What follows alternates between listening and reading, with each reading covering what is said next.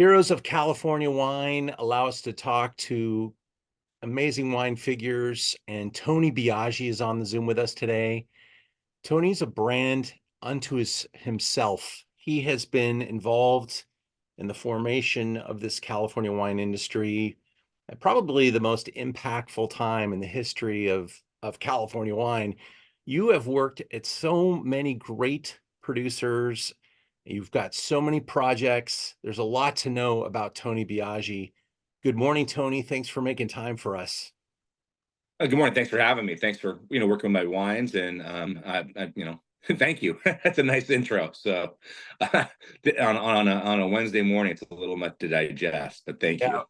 Tony, where did you come from? How did you start in wine, and what have you been up to and up until now? Just like in a Sure, not a problem.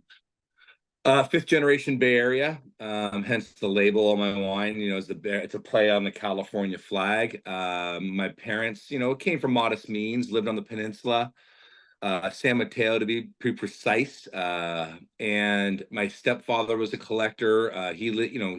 Before he met my mom, my parents divorced when I was very young. And we were all very, very close. My dad was in the next town over, and I actually lived in Belmont. My dad lived in San Mateo. I would say San Mateo because people know it better. Both of my parents, my father's collected, but my stepdad was a little more cool about it. He collected Ridge Zins back in the 70s. He lived in San Jose, would go up to the Ridge on the weekends and hang out. And so wine was always around the house. And my real father, my biological father, collected more Bordeaux. He thought he was a bigger collector than he was because he's a police officer, didn't have a lot of money, but he still drank really good wine as well. And so it was always around the table. We always had wine around the table, and I was always sort of encouraged to do my own thing. My stepdad was sort of he was always an early adopter of things, believed in doing what you wanted to do, and really, my dad was too. So I was really blessed with parents that loved me unconditionally and let me wanted to be a winemaker. There was no at the time there wasn't going to be a lot of money in it, but I wanted to do it. And I wanted to just be outside. The whole thing. I saw it the other day on Instagram. If for any of you out there remember the movie Say Anything with John Cusack, where he gives a whole speech about I don't want to make anything bought or make anything made or sell anything bought. I mean, it's a long speech, but I kind of identified with it. So blessed to go to Davis. I was recruited to wrestle. I got into wrestling last second because it was either detention. For any of you might know me, love to talk. And I think everybody that's going to be on this loves to talk. I saw who you're going to be featuring today. I know a couple really love to talk.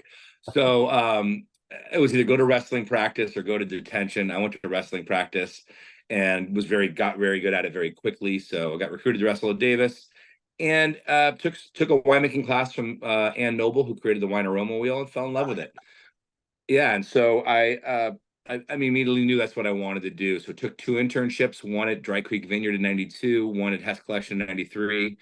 Started working retail in 93 at a wine store called St. Helena Wine Center. Back in the time, it was sort of the preeminent wine store, right when everything was exploding, right when, disposable income became better for everybody that could buy fine wines and enjoy them.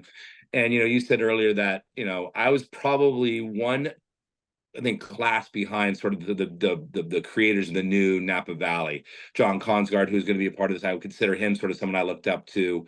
Tony Soder, Bob Levy, Tom Rinaldi, whom I worked for at Duckhorn for 5 years. Those are the people I looked up to as sort of like the next great winemakers. Those are the people who sort of made the early 90s happen. And Tony Soder, of course, being one of them. Heidi Peterson, of course, I don't want to forget Heidi, and really Helen Turley, too. So those are the people I looked up to. Worked at Duckhorn for 5 years out of college. Started Paradox for them. Worked for Mark Neal for a very short period of time. Helped him get his brand off the ground. But this was a very much a formative time where all these brands were starting. So you were able to touch a lot of things. Then I went to work for Plump Jack, and that's sort of where I made my name for myself. 10 years at Plump Jack. Started Cade. Started Odette for them. And then in 12, I was started my own consulting business. My first client was Hourglass, where I'm now a partner, still partner and winemaker. And part of the deal is Jeff allowed me to make my own wine, where I still make it at Hourglass today, which is the wine you're trying today. So, and right now I have about 7 different clients. I founded a Senegal winery. That was another one some of you might know out there. I still make the wines from Michi and Olima. That's my dog in the background making noises. I apologize. Beautiful. And I've always really loved the simplicity of the label, the bear. This is you then. This is your brand, and you've got a team of people that help you with this. Just me, and then I have an assistant in the back of the house who helps me a little bit, and that's Zach Turner, and I have a partner in it as well, Kimberly Jones. So, but this is, this she allows me to just run with it, and just as long as I bounce some things off of her monetarily. Well, it's exciting to watch it. I also carry the Cabernet Oakville from you guys, which has been hugely scored. And these are really authentic single vineyard selections. And today we're tasting the Chardonnay from the Kent Ritchie Vineyard in Russian River Valley. It's a 2020, and Yep. it's got this really fun package on it. What can you tell us about Kent Ritchie Vineyard? Well, I think it's one of the preeminent sites for Chardonnay that you can buy Chardonnay from in West Sonoma County and in Russian River. Legendary site. I mean, you name it, someone makes it, whether it be uh, Demol, Arista. The vines are all 30 plus years old. I mean, really, when I started to make Chardonnay, it's funny. Everybody who makes Cabernet always dreams of making Chardonnay and Pinot. We do, because we always want to make what you don't have. And so I spent a lot of time talking about Chardonnay. And really the first thing I wanted to do was deal with heritage clones. I don't want to deal with the Dijon clones. The shop, they call it shop berry Wente. Was what we're looking for, and because it has hens and chicks, melanderage they call it. So you have big berries, little berries, very intense. It's not. It's more savory than it is fruity, and more roasted grain, more like almond roasted almonds in the nose, a little bit of, like, I always say, pineapple husk. But it's not this sort of tutti fruity, it's more like roasted apples. It's not this real tutti fruity, and so that's what I'm looking for when I deal with Chardonnay now.